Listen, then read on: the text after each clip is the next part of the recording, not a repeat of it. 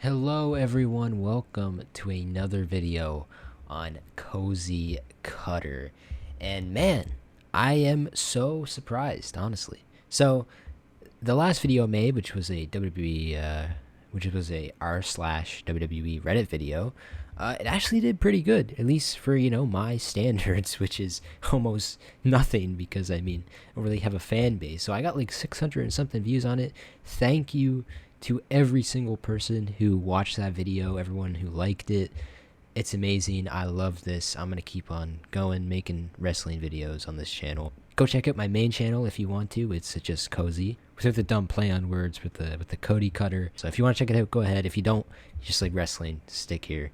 Anyway, so this is the first video of a new series I'm going to start called CSW, which stands for the current state of wrestling, where I will give my opinions that no one asked for on the current state of professional wrestling, whether it's in WWE, whether it's in AEW, or just the news that is going on right now. I don't want to do this without saying I have no inspiration. I watch a bunch of wrestling YouTubers, and they all inspire me, but this series is mainly inspired from the great ones, greatness of wrestling videos, because I think they're interesting. Giving your opinion on wrestling, making it entertaining, making some jokes. I think that's a fire way to do content, which is why also please go watch the great one if you like wrestling. That guy's amazing. Anyway, so yeah, like I said, gonna be giving my takes on the current stuff that's happening, and let's get started, man. So recently, WWE has made some more budget cuts, or I guess they're not really budget cuts anymore. They just released a bunch of talent. We haven't had a big number of releases like this, I feel like, since 2020 during, COVID and everything. At least this time, I can kind of see why they did these releases. Like, a lot of the names on here are surprising, but a lot of them are also like, okay, I could see that they weren't doing anything with these guys, so maybe it wasn't the worst thing in the world. I think during COVID, during that little stint where they like released a lot of wrestlers, it was kind of like a slap in the face, kind of, because it was during COVID. It was a time during a pandemic where, it wasn't very looked fondly upon if you released a bunch of your workers during it. Although, with that being said, it is still kind of a weird time to release a bunch of wrestlers, because they recently signed a deal with the USA Network, which makes it so SmackDown is going to be on the USA Network now instead of just being on Fox. It is apparently a $1.4 billion deal in total, and man, like releasing a bunch of people straight after you have a huge deal where you're like having big ass earnings is a little bit weird. Obviously I don't know a whole bunch about fucking like economic side of wrestling, but like I feel like it's kind of still a little bit of a shitty time to release people, to be honest. But anyway, let's just get into the people that they released. So WWE released a large variety of people, including, and obviously this isn't all of them, but this is just like some of the most well known. They've released Mansoor, Mace, Rick Boogs, Top Dollar, Aaliyah, which I thought was kind of surprising, Riddick Moss, Emma, Dana Brooke, Shanky, Sheldon Benjamin, Elias, Mustafa Ali, and possibly the most surprising, in my opinion, is Matt Riddle and Dolph Ziggler. It's actually kind of weird because the last video I made, I was talking about how underutilized Dolph is, and what do you know, like a week after I make it, they released Dolph. It's really sad, but at the same time, I could also see how this could be a bit of a W for Dolph Ziggler, because listen, man. His brother, Nick Nemeth, I think that's his name, right? Am I tripping? No, that's Dolph Ziggler's name. Ryan Nemeth. There we go. Ryan, his brother, posted a image of all of them holding some AEW gold. Dolph with the AEW championship, Ryan with the TNT. So yeah, Dolph most likely will go to AEW. AEW has kind of branded itself now the place where if you have some recognizability behind your name, you're most likely going to be signed there. And by God, Dolph Ziggler has a lot of recognizability. My man has been wrestling for so damn long. it's crazy when like The Rock and John Cena both praise you when you get released and wish you the best. Like my man has had such an impact on like everyone's lives. If you were watching WWE in the 2010s, you know Dolph Ziggler. That's it. Like I know people who don't even watch wrestling anymore who know Dolph Ziggler's name. So like he's obviously going to get signed with AEW. He's obviously going to have a pretty well off career over there. And I'm just excited to see what he's going to do. It is sad he's not with WWE anymore, but let's face it, they weren't using him, so whatever. Another surprising one, which I think I just said, is Matt Riddle. Uh, Matt Riddle has had some controversies, so I could see how they released him, but it is very surprising because before now, WWE was just acting like they were ignoring it, like they weren't gonna say anything about the issues he's had with his like I believe his fiancées and stuff and his love life. They weren't really saying anything about it. They're just like whatever, we're not involved. But now, I guess they also weren't really doing much with Matt.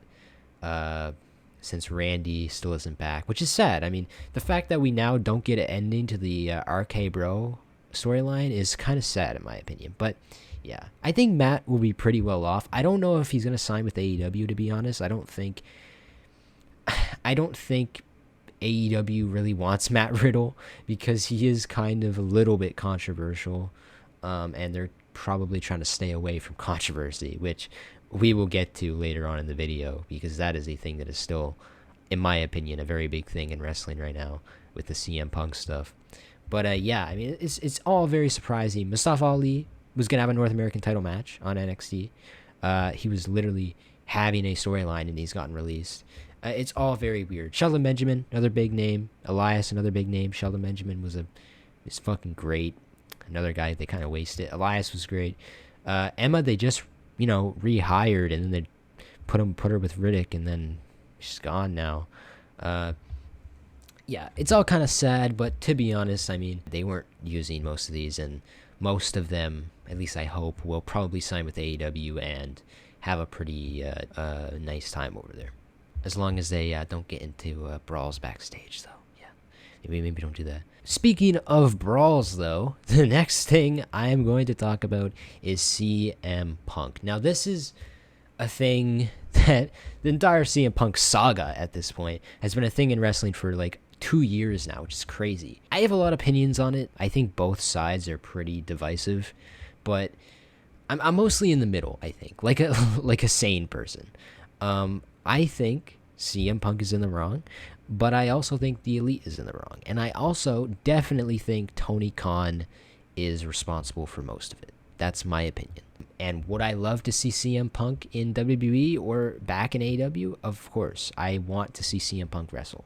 CM Punk is one of my favorite wrestlers. Even though CM Punk is a controversial person, I honestly think that he's good for business, and he's probably one of the best like storytellers in wrestling right now, and maybe even, I don't know if I want to say ever, but he's good at it. He's the MJF and CM Punk storyline was still one of my favorites in the past decade. I still want him to come back. And on that topic, Montez Ford was actually asked in an interview what he thinks about CM Punk coming back, and he said, if they asked my opinion on it, I'm so open to every single aspect, talent in the world, whether they come from all walks of life, because I feel like everyone has something to bring to the table.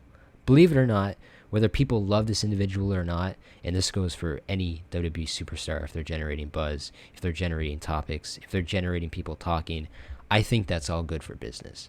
Obviously, I'd love to be the person to always welcome someone back with great arms. So if he wants to make his way back this way, I guess we can have a battle to see who is the best person from Chicago. So, I mean, listen, man, I think it's a bit...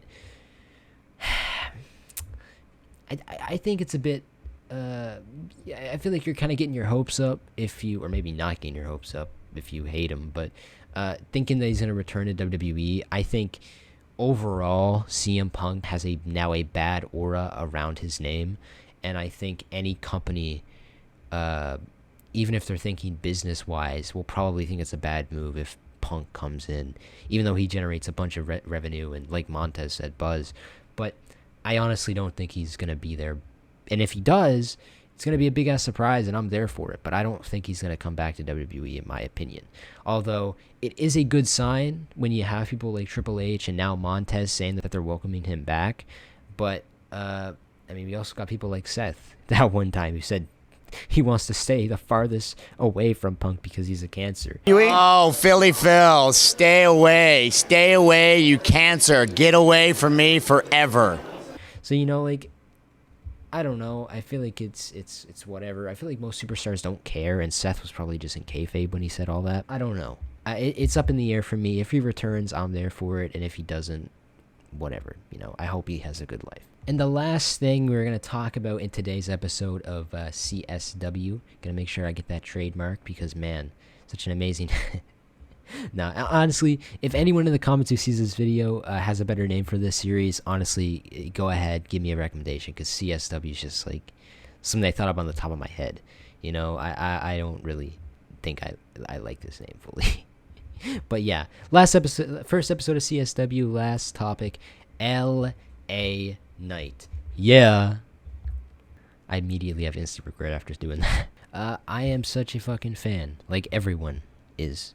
I think they are doing pretty good with them so far. You know, I think they're capitalizing on the buzz pretty damn well. But yeah, man, it is kind of unfortunate he has COVID, but he's going to be fine, hopefully. I'll be right back there on SmackDown. And man, you know what, like, I would die, man, now that The Rock is back, dude, do you know how epic it would be if LA Knight and The Rock had a little feud, if you will, before WrestleMania, if The Rock's facing Roman?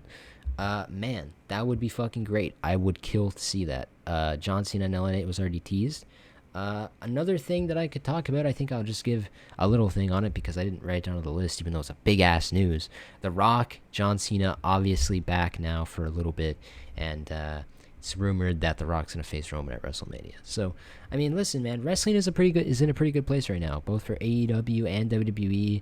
I'm just here for it. I'm here for all of it. I think it's going to be great. Can't wait for Dolph Ziggler to be the AEW champion.